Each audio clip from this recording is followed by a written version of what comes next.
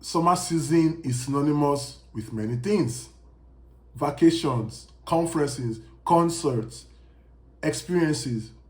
Depending on what you value the most, summer means different things to different people. But one thing we cannot agree on is summertime is money spending time. And if you're not careful, you might end up overspending or take on more debts than you anticipated after summer is over. However, summer doesn't have to be like that. You can have a fun-filled summer, well maximized, and still end up positive in the cash flow side. So today I will share with you 4 tips that will ensure that you maximize your summer while not overspending or taking on more debt than you intended to.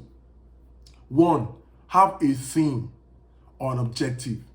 Having a theme for the summertime will help you focus your mind and activities towards achieving that theme. The beauty of having a theme or an objective would ensure that your summer is more mindful, purposeful, and impactful.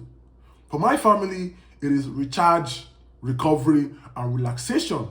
So for us, whatever we want to do this summer, we want to make sure that it's geared towards either relaxation, recovery, or recharging.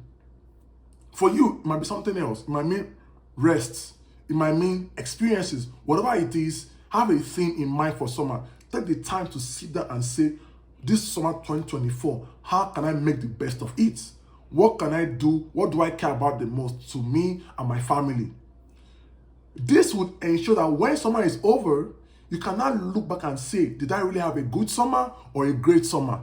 Regardless, because you had a theme and you work towards it, you are guaranteed that your summer will be mostly impactful than you anticipated. Again, with the objective, your mind is now bound towards identifying things that you care about, and then you'll be able to say no to things that you don't need to do because in your mind you're trying to focus on how to achieve the most out of your summer.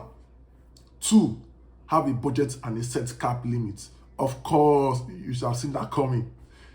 Having a budget with a cap amount will enable you to not overspend. That is the number 1 weapon to cover against overspending. Because now you have your theme or your objective in mind and you have a budget, whatever the amount is, have a budget. Put a cap to it. 10,000, 1,000, 100,000, whatever it is, have a cap and say to yourself, I don't intend to spend more than this by the end of summer.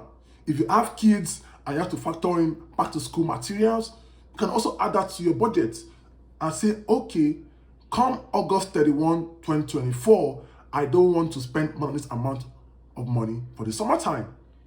Now, because you have a budget and you have a cap limit in your mind, your brain begins to look for ways to achieve your theme in that budget. This is how you curb overspending. Because now, an example, for my family, we say we want to recover, want to recharge, and want to relax. So that means we can say no to things like concerts or other experiences because those things will take more energy than we anticipated. Plus, because we have a budget and we'll be able to earmark how much we want to spend for that particular theme for the summer, we can say no to things that don't matter. This applies for you too.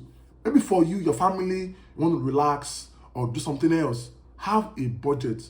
Even if you have a lot of money, cap your spend. Whatever it is, take the time. Earmark each amount. Maybe flights, transport, accommodation, feeding, souvenirs. Take the time to craft a budget and cap it and say, hey, for me and my family, I won't spend more than this. As what I did for my own family, we are going to spend this amount of money for this summer. Whatever we have to do, we have to make it work with this amount and make sure that it's aligned with our theme for the summertime. 3, prioritize the most important things. This is where a lot of people get carried away because there's always going to be endless activities to do in summertime. Different things you can do: cookouts, concerts, outings, theme parks, whatever it is. You need to take the time and prioritize what matters most to you. What do you care about the most that aligns with your budget and aligns with your theme? You can see the way it's following each other from your theme to your budget, and because you only have so many resources to spend, prioritization comes in handy. So identify the top 3 or 5 activities that align with your budget and with your theme. So that way you are more focused. Because now, with your theme in mind and your budget, you're able to easily carve out things that you don't care about. For our family, it's easy for us to say no to things because we're like, okay, this is not in our budget. Plus, if you go to this place, it's not going to align with our theme of relaxing and just recovering for the summertime. So being able to prioritize, take the time, be very strict and ruthless, and say, hey, this summertime, I really want to make the most of it. What are the top 3 or 5 things that my family cares about that we want to maximize so that when the summer ends, we can look back and say, wow, we're able to do A, B, C, D, A, B, whatever it is.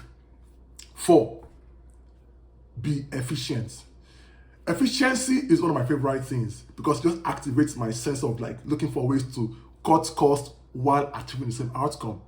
The goal here is for you to sit down, look at your cost structure and see how can I be more efficient. Think like a business person. They look for ways to achieve the same goal with a cheaper way. Maybe instead of flying, you can take a road trip. Maybe instead of staying in a 5-star hotel, stay in a 3-star hotel. For a little inconvenience. Again, the goal here is for you to be efficient. If you have more money by the end of your summer, guess who wins? You. Your bank balance grows and your money grows.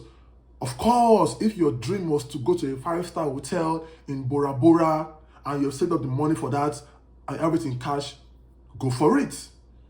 But if you're like me that wants to be very efficient, you might say, instead of going to Bora Bora, flying 24 hours, I want to see crystal clear waters. I can see the same thing in the Bahamas or in the Caribbean where they have nicer and cheaper accommodations than Bora Bora or the Maldives.